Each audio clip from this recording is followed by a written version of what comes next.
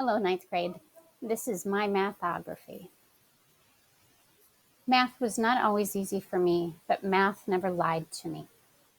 I remember finding truth in math that I was seeking elsewhere. I wanted adults to be honest with me and not deny or ignore my questions about problems in my family. I was 4 years old when my parents were divorced, and the divorce was ugly.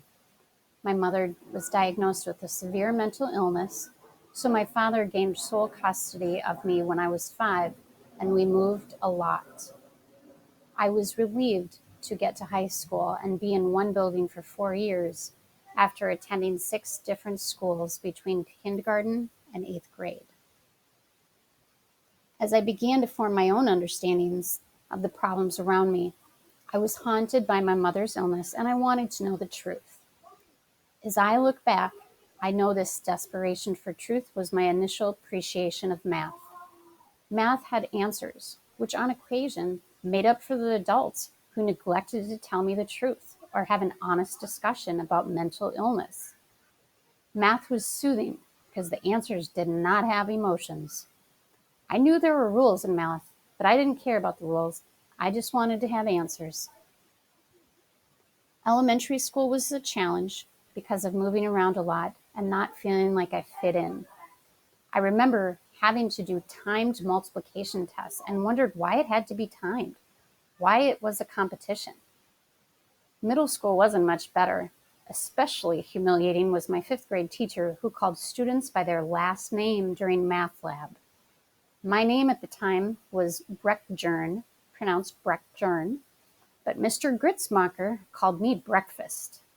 I felt like I was going to be eaten if I didn't do things correctly. I don't remember the math I learned in 5th grade, but I remember the embarrassment I felt while learning math. As I entered high school, my dad encouraged me to challenge myself in math, but I was told no when I asked my counselor if I could take 2 math classes. I still felt behind, and I thought an extra math class was an answer to being behind. This caused me to pretend that I knew what I was doing. I knew my dad would not tolerate me behaving badly in school, so I made sure to be a quiet kid in class. By being quiet, teachers thought I was paying attention to them and assumed I was engaged. Their perception of my engagement was incorrect. Despite my parents' adult problems, they encouraged me to do well in school, but they were not involved in monitoring how I was doing. Neither parents went to parent-teacher conferences or reached out to my teachers, so they had no idea how I was doing in school. Math classes became more boring each year of high school, and I ended up doing the minimum work in class without putting effort outside of class. The slightly above average grades I earned did not come from a lot of work, and I took advantage of the credit no credit option, so easier classes made my GPA look okay. I did not take high school seriously, which earned me a 17 on the ACT, and by the time I graduated high school, I was lost. I found a job waiting tables after high school, and I knew I needed to do something more. I hadn't filled out college applications, so I was again behind other students who were already in college.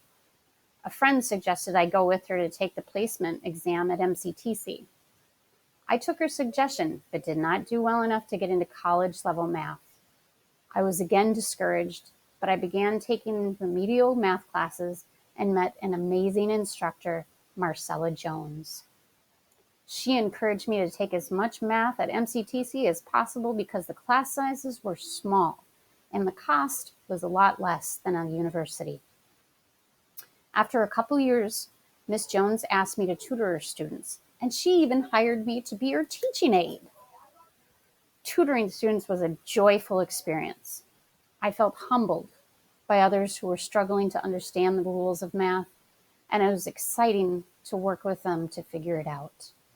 This was my first experience of being a teacher. Miss Jones was instrumental in helping me realize I could compete with students who were at least 10 years younger than me and who had consistent learning in math. She continued to mentor me as I transferred to Hamline University and stumbled through math classes beyond calculus.